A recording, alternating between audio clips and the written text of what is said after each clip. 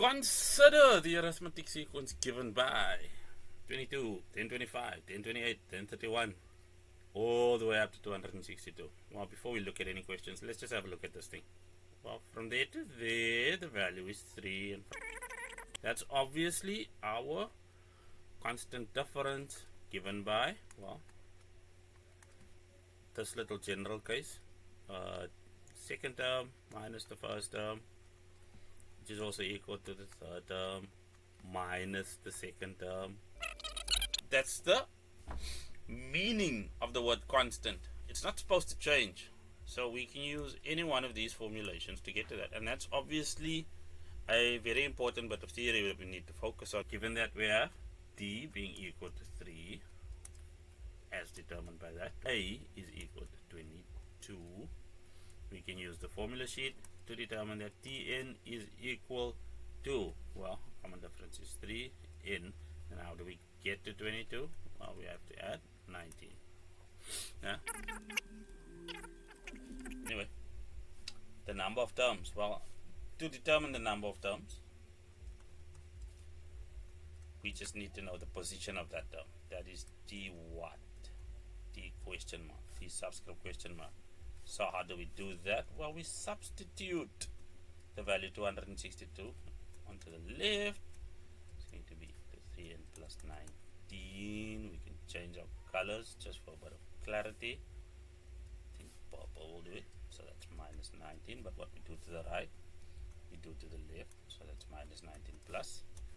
That zeroes out, of course. What do we have over here?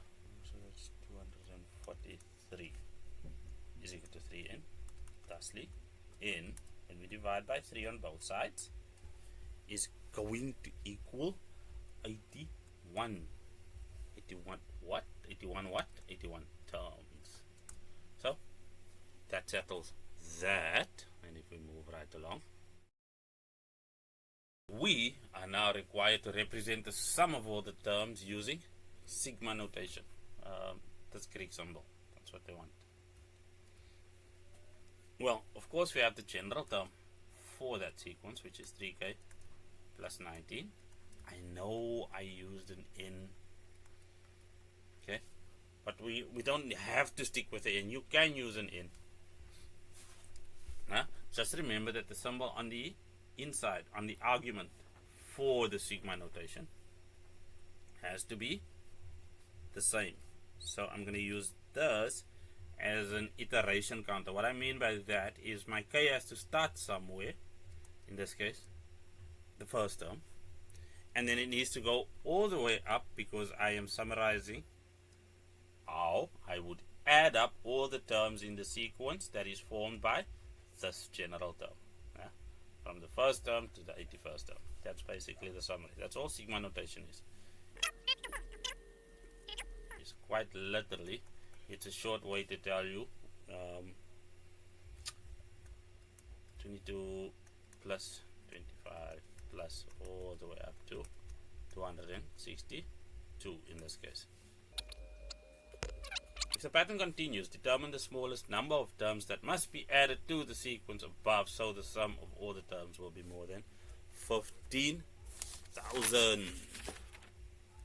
First things first, what happens? How many terms do we need to get this thing to add up to 15,000? Or what's the minimum number of terms that we need for that to happen?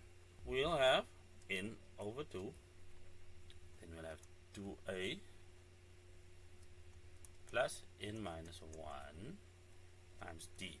Well, that's the summation. That's the arithmetic summation for any sequence. So we're trying to add up 3k plus 19. Okay, we want every term generated by this to be greater than 15,000 first. I know that's not the question being asked. It's like, okay, what do they want? They want, if the pattern continues, determine the smallest number of terms that must be added. So how many extra terms do we need to add to the 81 we already have? Remember, 81 was what we got originally, to get to 262. So before we worry about what that all adds up to, let's see what we need to get beyond 15,000. So that means we have n over 2, because n is the question we are asking. 2 times 22 plus again n minus 1, and then our common difference is still 3. All of that must be greater than, of course, 15k. So multiplying by 2 right through the inequality gives us, of course, 30,000 to the right, and over here we shall have, well, that's 44, that's minus 3, and then we'll have a 3 in over there.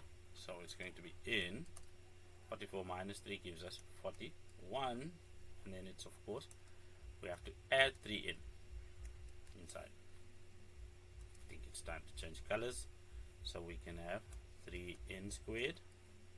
That's if we multiply that, and then the second one is plus 41 in, and then minus 30,000.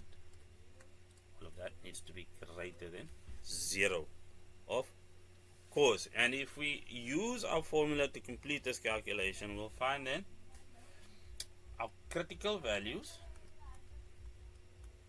because this is an inequality, set at 93,4 or negative 107,7, which means this is the value we're going to work with.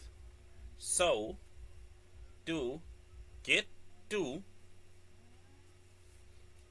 15,000 or beyond 15,000 with this sequence, we're going to need our value of n to be greater than, n needs to be greater than 93,4 at the very least, which means n needs to equal 94. Yeah? The sum of all terms will then be more than 50,000 if we have it at least at 94. Now you can test that, but that's not what's being asked. What is being asked is the smallest number of terms that must be added to the sequence. Now there are 81 terms in the original sequence, and 94 minus 81 gives us 13. So the answer to the actual question is 13 terms. That's it? That's it.